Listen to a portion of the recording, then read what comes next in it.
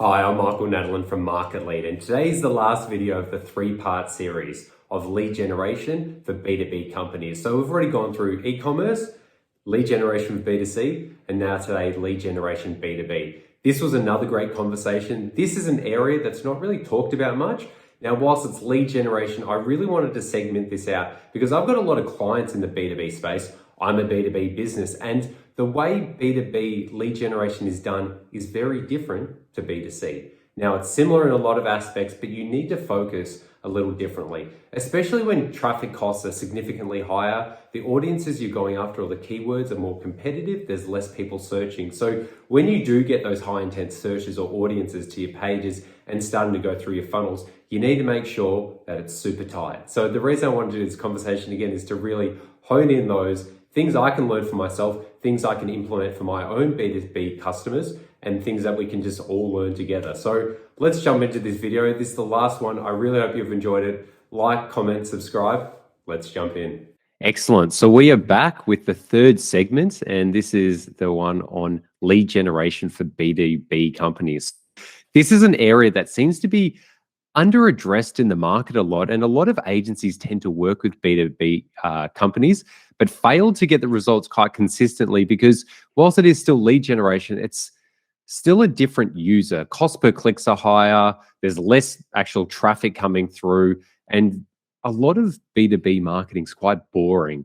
And it doesn't need to be boring because at the end of the day, they're still marketing to humans. So like if you're working with a B2B client, you're still talking to them on a human level. So you've got to address them on the human level, but also advertise and do a message professionally as well. So I wanted to have this chat with Matt because Matt and I have worked on heaps and heaps and heaps of B2B clients in the past. And I know Matt's doing amazing work at the moment with Persuasion Experience. Like you're working with multi-billion-dollar brands like Wayflyer and Linktree and getting amazing results for them, seeing significant upticks in the B2B aspects, in the conversion rates, in the funnels, in everything. And, you know, and that's probably underselling what you know and what it does. So that's why we're having this conversation. But I know that just from my own personal experience, like sometimes when I pick up B2B Google Ads accounts or Facebook accounts, I'm always a bit like hesitant because I'm like, oh, like it's more difficult. It really is. And no one's really addressing the conversion side. Yes, you can talk about the keywords and the ads and what you can do there and narrow it down. But once you get that click, which you might be able to get, what do you do next? So that's why I want to have this conversation with you, Matt. Maybe we start off with like a bit of your experience with the brands you've worked with in the B2B area. Then we'll jump into the biggest mistakes and then some of the most quick practical things a B2B company can implement for their website, landing page, and sales funnel. So we'll start off with just like your experience in the B2B space. Like, Mike's over to you, mate. Awesome. Yeah, well, like with Persuasion Experience, both myself and my co-founder, Alicia, we've built out over 450 plus marketing funnels in 120 plus industries now. So you can essentially drop us off into any industry and we can come in within the first week and just be like, we'll do a full diagnostic of your marketing funnel as well as your sales process as well. Because at the moment, we're just talking about like, oh, you know, like getting more conversions, getting more leads coming through.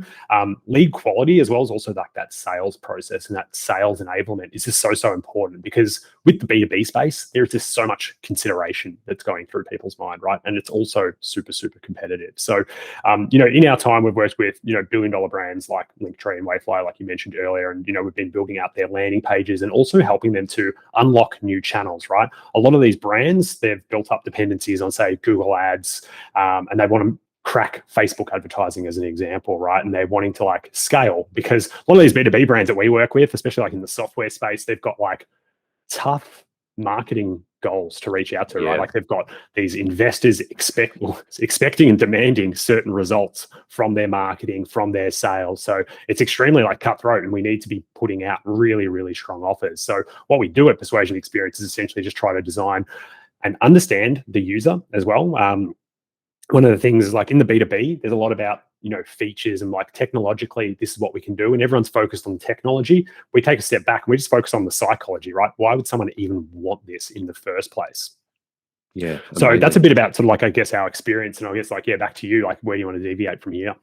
Yeah, well, let's go to the biggest mistakes, because you've got a lot of clients, like you've worked with heaps in the past, the B2B, and you've seen campaigns go amazing and then some just like failing immediately. And even with clients at the moment, like either before you pick them up and start working with them, or even when you're running them, like what are the biggest mistakes you see in B2B lead generation? I see the biggest mistake actually at the ad level, and their ads are just so poor. They look like ads. And the best example is like ClickUp. So I love ClickUp. I use ClickUp personally within my own agency and business. But they had like an ad ages ago, and it's like, hey, we've just secured $500 million in funding. And we're like, that was like the ad. And they were expecting to like generate clients from this. Now, maybe it's like for social proof and authority, but what a lot of people are doing, they're looking up to ClickUp as like this, this billion-dollar unicorn brand. Oh, that's the advertising that they're doing. They've got like all these fancy graphics and things like that. And it just reeks of advertising and someone trying to sell me something. And what you really want to do is just have like essentially native ads that are going to be calling out to people, right? Like you don't want it to even look like an ad. And I think that's where most people get it wrong with B2B. They're like, I'm a brand, so we need to have branded ads. And if you're going to have branded ads on Facebook, you're going to get crushed. You need to have more native ads, and they need to be burning with curiosity, and you're naturally going to get more attention. And we've worked with brands that have just had like an iron fist with that, and they're like, nope, the brand is the brand. We need to run ads like this. And they have millions and millions of dollars of investment, so they can afford wastage. Yeah. Whereas a lot of B2B brands, they look up to these other brands like, oh, we should advertise like that, but you can't afford the wastage, right? Like you can't afford to have, a conversion rate or like a click-through rate of like 0.5%. You need a click-through rate of like 1% or 2% on your ads. And that's probably like the biggest mistake, is like at the actual ad level, not meeting your customer where you're at. Because what you said earlier, Michael, around like, it's B2B, but at the end of the day, it's just B2P, right? Business to person, and just communicating with that person. H to H, human to human. No, that's really valuable. And that's what I see, because the ad side can be difficult. Like even, audiences on Facebook or keywords on Google, people think they just need to crack that. But like, then they just bypass what the ad is, where like, you do get the right person, or you do have the right keyword and someone like searches it. But if your ad isn't connecting, then you're missing out on that potential high intent prospect who's there in that moment. Like, don't even worry about the landing page of the website. Like if you can't even get that person through, and you do need something that, we were talking about in the last video, like serves them and gives them that, that guarantee, not the guarantee, but the peace of mind that what you're offering and doing will make their life better and easier and make them look like a rock star. And at the end of the day, with a B2B service, you're either talking to a business owner, essentially marketing to a business owner who is essentially going, is this going to destroy my business or make it better? It could be going to a marketing manager or an operations manager who's going to go, am I going to look like a rock star, or am I going to get fired over this? So there's more like, it seems like there's more doom and gloom, but also like higher upside. And I can understand now why the ad is really beneficial, because that's the first thing someone will actually see from your business. It's the entry point. Yeah, they might be proactively doing something, but then once they see the ad, they're going, is this going to make me a rock star, or am I going to lose everything? Yeah, so that's no one really wants to insightful. look like a fool. No one, mate. No one does, and we know that for sure. Yeah, and it's like, I think that's a great like concept, right? Like, is this going to make me look like a rock star? Like, I don't want to look like a fool. Like, this needs to work out for me. If I mess this up, this could be my job, right? Like, if you're going out to marketing managers and getting them signed up, you need them to be the champion of the brand, right? Yeah, definitely, man. Beautiful. So, like, after the ads, like, what are the other things you're seeing in the B2B lead generation space? Like, just mistakes. Yeah, I know we spoke about on our previous video on B2C around just like vanilla offers. And we see it all the time, like speak to sales as a call to action. Like no one wakes up and is excited to speak with sales, right? Yeah. Hey, do you want to jump on a quick 60-minute call to get hard closed by our best, most savage sales rep that isn't going to make commissions this month? No one wants to do that, right? Man. But they do want to receive value, right? So one of the things is just like flipping the script and really just thinking about it as like H to H, right? Human to human. What does that other human on the other line, what would really motivate them along to making a buying decision? What do they need, right? Do they need a bit of a roadmap? Do they need a product demo? Do they need an express demo? And really starting to think about that offering. And really, that is the biggest mistake, is we just see people, they don't have their offering down pat, and then it's just really unclear of like what they're even jumping on a call for in the first place. Yeah, that's really important. When I think about just like my clients that are superstar clients to me, but I'm also a superstar advertiser for them, it's like, it's the trust and relationship. and like you can't make that a lead or an offer, but like that's essentially what you're trying to get on those calls. Like people don't want to go on a call and feel like they're being sold. They want to get on a call and go, am I going to create a relationship with this person? Am I going to trust them? Because a lot of B2B stuff isn't a one-off experience. A lot of it is like an ongoing thing. It's a relationship. And a lot of people just feel like if that first touch point is just being sold, then like the relationship isn't really being formed. So it's really, like I really like what you said last video, and this one is just really about like no one's excited to go, oh sweet, I'm going to be sold today on this 1 hour call and I'm going to be like feeling uncomfortable. Like people want to know that they're receiving value, and by receiving value, ultimately they become a client or a customer or whatever is meant to be. So that's really good. And then in terms of like an offer for like B2B, like how would you navigate it? Because a lot of times offer creation has to be quite creative, and a lot of B2B stuff has to be a bit cut and dry at times, but that's not necessarily the truth. So is it just that, well, we can talk about the practical things after this, but would you just say like with most offers for B2B, it's just like they're not good enough, they're not creative, they're not on the human to human level, it's more just like robotic? Yeah, I would say that the biggest issue with the B2B is it's also just not exciting, right? Like just because it's business to business doesn't mean it has to be boring. Yeah, man. Like it needs to be exciting, right? Obviously being in the marketing space, it's much easier to make it exciting, right? Talk about, like the new systems and technology, but there's no reason why you can't actually deploy it in a B2B practice. Like I'm just trying to think of like a really boring industry where we could like map something out that would be more exciting. But the thing to think about is just like, people always just want to improve their lives, right? They want more simpleness in there. They want more ease. They want a more friction-free life. So a lot of B2B is about taking and solving other people's problems. So I'm just thinking about, okay, what's my prospect's biggest friction point? And like, what's the biggest roadblock? What's the biggest thing that makes them just like fed up with their day and that we solve for them? And really starting to design a plan of like, hey, we'll show you how we can remove this in as little as 14 to 30 days.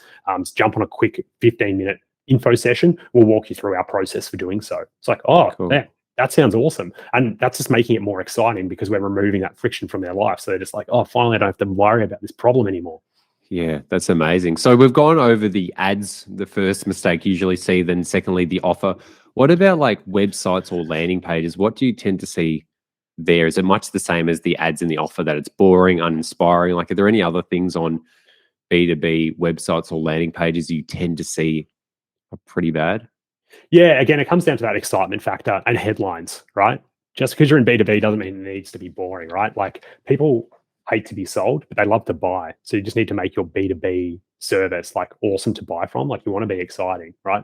If you can use humor in your advertising, do it. If you're more serious, like just to start to think about like, how can we make this an enjoyable experience? Like Michael, like, I think your nickname's like Smiley Mike when you jump on sales calls and things like that. Look at it, there he is, Smiley Mike. But you add like a very like human touch to it. And you need to ask like, why you at the end of the day, like what makes you unique, and really use that to your advantage. And like a lot of people, again, it just comes down to that B2B. B2B equals boring. No, it doesn't. And if you are going to be boring, you're actually going to be losing. It's, we talked about in some of our other videos that we've done is creating that Golden Hippo offer, right? Instead of all this boring gray competitors out there, be that Golden Hippo, be that shining light for your customer. And if you can get your offer and your messaging to announce that and like spread it to the world, naturally you're going to attract that target market that you desire. Yeah, and I feel like kind of the barrier to like improvement is so low, because most of the time when you're working with B2B companies, like it's someone just doing their job, they're burnt out, they're stressed. And if you just bring a bit more joy, excitement in terms of your email or your marketing or just your conversation, it like makes their like day or week significantly better. So if you can reverse engineer that into your ad creative, your copy, anything, you're already just like getting that one up, because most things are just like boring. Yeah. We're the best this, we do this. And it's like, nah, I want you to know that you're making my life better and easier. And that also comes from just like you being a good person towards me. Like in terms of just like, I enjoy having this business relationship. It's just not like, oh, I've got another meeting with our supplier this week. Yeah, totally. Like I grew up in the world of like debt collection, like ANZ Bank. That was like my first job. So I was very corporate man and very, very like wouldn't and like still something that's probably in me today, but in terms of like our marketing experience, when we have clients come through, or if we even have like a lead call come through, when they book through in our Calendly link, we have like a little fire emoji. So a little fire emoji pulls them into their calendar, and they're like, oh wait, I've got that 3 p.m. marketing meeting with Persuasion Experience. I can't wait for that. And just totally flips the script, right? And it's like, we sell B2B, but it's not boring. Yeah, you see my emails with clients that we work with, and it's just like emoji central, but it's like 20 rainbow emojis. It's always like ticks. Yeah. No, but the reason I do that is because it just cuts through. Two, it actually just like, it makes it a bit fun, and it shows like I'm serious about working with you and getting results, but like I'm not taking things too seriously. Like this is still like life at the end of the day. We can enjoy ourselves. What a concept. Gamify the experience. Yeah.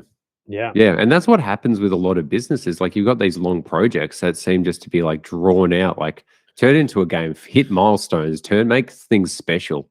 So I know, just on that as well, like a lot of the marketing campaigns, like the private, like consultative campaigns we build out for clients, they can sometimes take 6, 8, maybe even 12 weeks, depending on the size of them. They can be really massive. Like you've seen the extent and the level of detail that we go to, from doing the research, to doing the strategy, to doing the copy, to doing the conversion optimized design, and like all the build and the QA, and then the testing, and then the reporting on everything. Like it's very, very extensive. And we realize that. So with our offer, we actually have all these bonuses when someone actually even signs up with us, called quick win bonuses. Hey, this is what you're going to get from us within the first 2 weeks, because we know it's going to take them probably 2 months to 3 months to actually see the result of like the fruits of our labor. So if we can deliver them a quick win earlier on, it's going to be more exciting for them to sign up. So that's what you need to think about with B2B as well.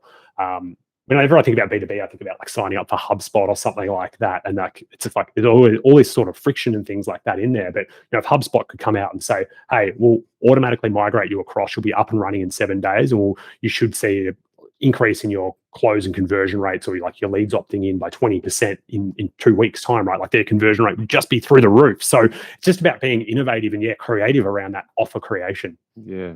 And especially that like customer experience post-sale, like, yeah, like that's a big thing in B2B as well. It's like you need to get a quick win so people don't have buyer's remorse, because as soon as they've paid you, or like you've started, buyer's remorse just like keeps going up. So you need to get that first win, especially in B2B. If you've got like long-term projects, like get a win in early so people, that buyer's remorse drops down. And like, that's like, we're talking about B2B lead generation, but like, this is part of lead generation, because then if you want to be getting more leads from referrals, they can at least be like, yeah, like, they're the best supplier. They got us a result within 1 week, and the project was supposed to take 12 weeks or 12 months. So that's a really important part, because people do overlook the post-sale experience, which can also start feeding in either future work from that client, or also just referrals. Yeah. So and how sticky the product is. Yeah. Even little things like it's from like the direct response world, right? So this is something that was used in like the 70s and 80s, but it's like sending out a stick letter. It might be like a letter that you sign off on, and it might have a gift in it, but sending that out to a client, it's like, it's going to leave a lasting impression. And then if you can mix it with something like a talk trigger, being like, like a tangible gift. We were at a marketing conference in Bali a little while ago, about 6 weeks ago. We were talking about like those little gifts in the mail. If you send that out and like it's got some meaning behind it, you're sending it out to this person, again, that's separating you from the competition, becoming a golden hippo in your marketplace. Yeah. I do that with life. In life, I never buy vouchers. I always buy personalized gifts, because it's like, and especially stuff that people have to have for long terms. Every time they wear it or have it, they think of me. But also like, with like messages I send to clients, sometimes I like handwrite a message like in a card, because I'm like, they're not going to throw this out. They're always going to remember me. So like that personalized touch makes a big difference. So not wanting to take up too much more of your time, let's jump into the practical things, like the top 3 things that a B2B like business could implement this week to assist their lead generation. Like practical things. We've talked about the biggest mistakes, and you can even go back to those things and have a practical aspect. But what are the top things that, because of the biggest mistakes you see, are the top things businesses could implement in the B2B area? The top thing we see as well in B2B, there's a lot of wastage, right? So there's a lot of lost leads for whatever reason, lost it to a competitor, someone went cold or something like that. So they've actually got this massive, they're just sitting on like this massive like mountain of gold of this unactivated list. So we see great benefit in actually reactivating a list if they've been on like sitting on a list as like say like a lost deal for 180 days, get everyone in that list and send them like a re-engagement campaign, 2 to 3 emails. And it's actually like a checkup and it's like a health check. It's like, hey, for whatever reason we haven't gone ahead. We just wanted to check in and see if you're getting the result that you wanted. And it might be, result is getting more clients coming through or whatever that B2B service is. And just like a quick check-in, like, hey, if you need any assistance, let us know, we're here for you. And then just like signing off on that. And like, first of all, it leaves a positive impression of your brand on that lost lead. And then second of all, they're like, yeah, look, we're still not getting the results. It'd be good to sign up again. So you're going to get instant leads coming through. So that would be one of the first things, is just actually thinking about like the wastage that you've experienced previously, right? Like you've spent tens, maybe hundreds of thousands of dollars on all this lead generation. You really just want to make the most of every lead that comes through your doors. So we see a lot of wastage there. So that would be one of the first things.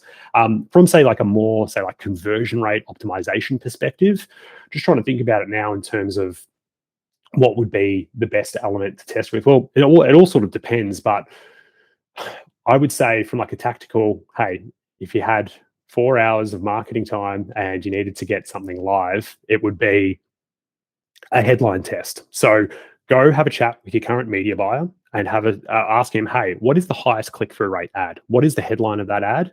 And then write a new headline for your landing page or your website, wherever you're sending the traffic, and update that. We call this like an A/B ad congruency test. And every time we run it, it literally just always wins for us. And that would be the first thing that I would look at doing, just from like a practical standpoint.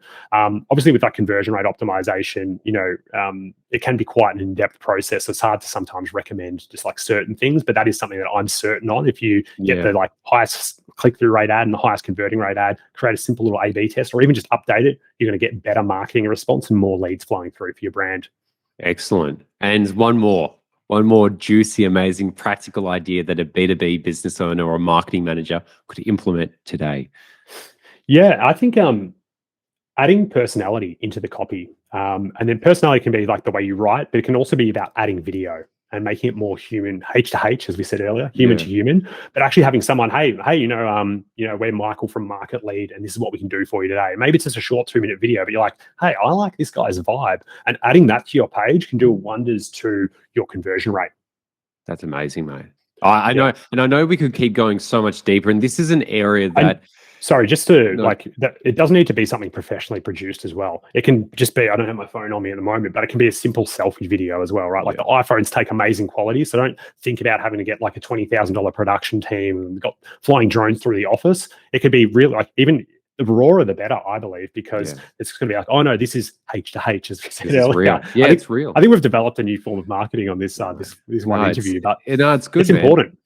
Yeah, definitely. And I know we've been talking about, I'm going to put you on the boiler for this, but like with your business transitioning to its next stage, you're looking to create a product or system really around the B2B space, because that is significantly underserved. So anyone who's further interested in this, like, stay up to date with Matt's YouTube channel, LinkedIn, also mattsfreebook.com, which he'll speak about in a second, and Persuasion Experience, because I'm putting the pressure on, because I know I'm interested that this is an area that's underutilized. So if you're wanting to know more, follow Matt's stuff, because a lot of it's stuff, like a lot of his clients are B2B at the moment. So naturally the content you'll be putting out will be aligned with that. Like a lot of people, when they talk about marketing online, it's everyone talking about e-commerce because they're running a dropship business, but it's like, okay, that's not good. Or when people talk about lead gen, it's like lead gen B2C, which is, that's like relevant, but it's not as like, this is a different game. Like just because it's lead generation doesn't mean it's the same lead generation. So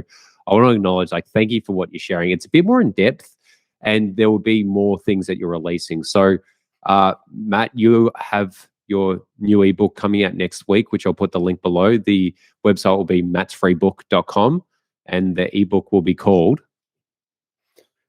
the Black Box Persuasion book. So it's 7 advanced triggers for persuasion and just becoming more persuasive online, right? And like, if I was to ask you and your audience today, what would happen in your life if you were 25% more persuasive? And that's what this free ebook entails to do, right? Like just making everything 25% more persuasive.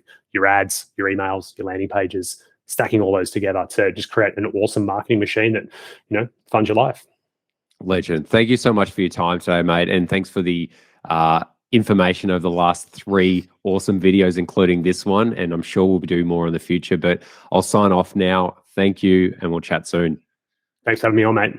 Have a good one.